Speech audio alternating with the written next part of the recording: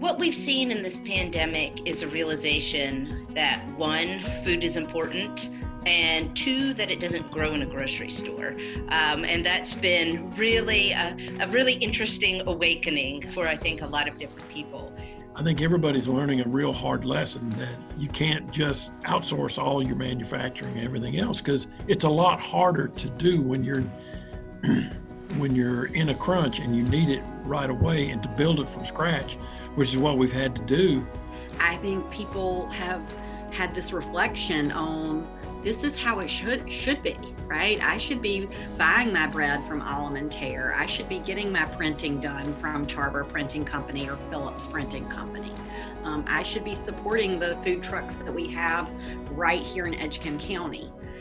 If we're going to grow our own talent, then student access and success are interdependent with economic success. We have learned a lot about rural North Carolina through this pandemic. And what I'm hoping is that we recognize the assets that we have, the quality of life that we have in rural settings, the ability to work together to get through crises.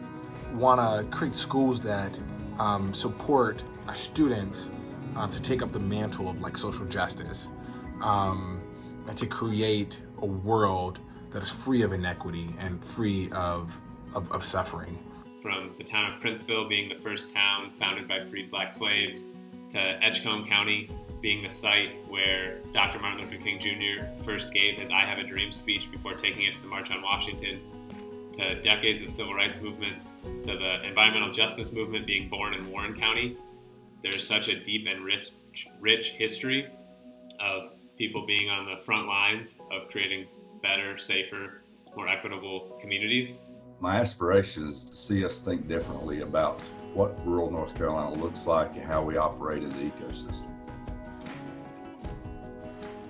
The biggest thing that has come to light through this pandemic is the critical need for broadband internet access in North Carolina. It really demonstrated the separation of how people could operate in this particular environment. Because I am responsible for 1,000 students right here that reaches 5 different counties. And I can tell you probably 40%, if you take away the devices sponsored by the district, about 40% of my kids are not connected. And that is our new normal going forward. We have to stay attuned to where our economy is headed so that we're training students for jobs of tomorrow rather than jobs of yesterday. This has been especially sped up by this coronavirus pandemic. Many people have lost their jobs, and we're not sure that the jobs they'll be able to come back to were the same as the jobs they had. What keeps me up is to think about we may have an increase in enrollment due to the high unemployment rate at the very time that our funding sources say to us, well, we're sorry, but our hands are tied. We can't really fully fund you right now. This pandemic has just upended so many businesses, so many industries, and it is going to take the concerted effort for anyone to rebound, but certainly for places that have not had the level of infrastructure and investment in the past, it will be that much more difficult. With COVID-19, what we have seen is has exposed some of our greatest needs, but also some of our greatest opportunities. And I'm really focusing on high-speed broadband. We had students driving 5 and 10 miles to get to a hot spot in a dark parking lot, cold, at a school or some other place, not the safest place, not the best learning environment, to download assignments, upload homework. We had instructors that had to do the same thing. Even if they had internet in these remote areas, it was not high speed. I want them to have the same kind of fury they had when they laid the cable lines, when they laid the power lines back, in the 30s and 40s. I want them to take that kind of fury when they lay these lines, because this is the future. We're working from home and now we're learning from home, and we can't do any of that without internet connectivity. I really compare it to electricity in the 1920s and 1930s.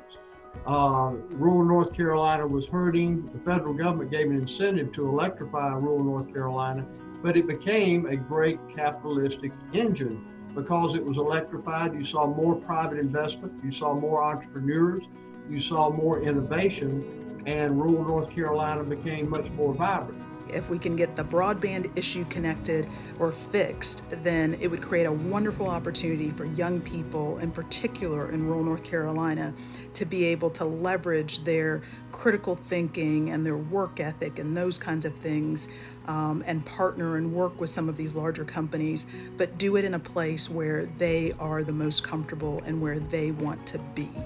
We have a whole force of young people who are coming out, and they've got interest in everything from internet technology all the way to biomedical manufacturing and everything in between.